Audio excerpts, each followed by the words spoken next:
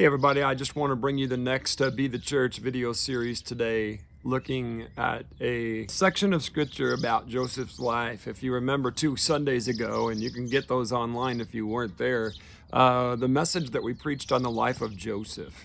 It's an amazing guy.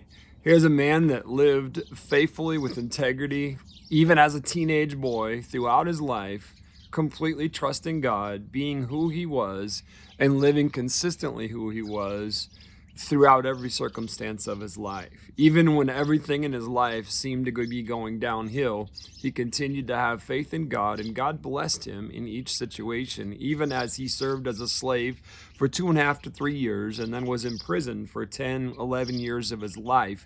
Those things in succession, the fact that he remained true to not only his call, his purpose, and integrity, just absolutely believe God, and never do you see a failure in his life. He's an amazing, amazing guy. But as we come to the end of that story in Genesis chapter 50, and his father, Jacob, has passed away, his brothers, having sold Joseph into slavery, think now judgment's coming. Joseph's gonna just take us down.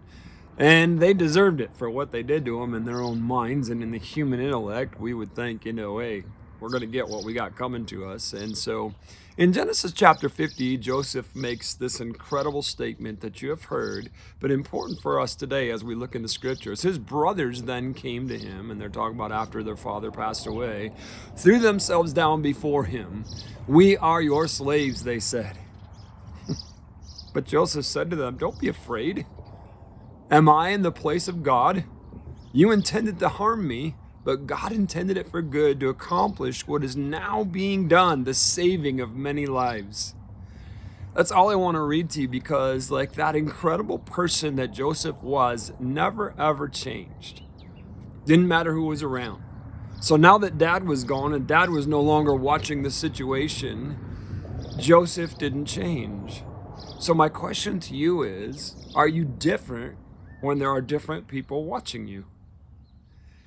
Second part of that is, do you see your life's experiences and the trials and the challenges that you are currently facing in light of God's bigger picture for your life?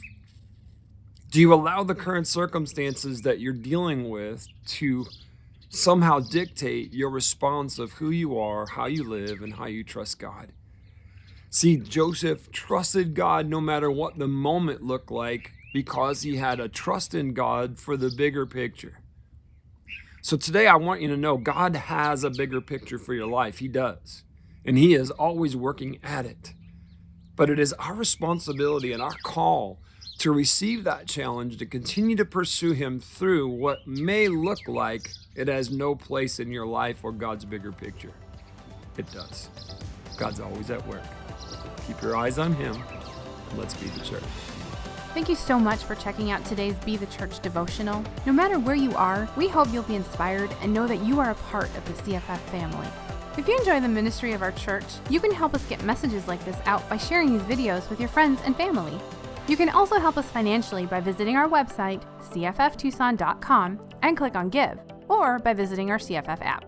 It's quick, easy, and secure. And if you haven't already, please subscribe to our channel, and don't forget to click on the little bell icon to get notifications of our new videos.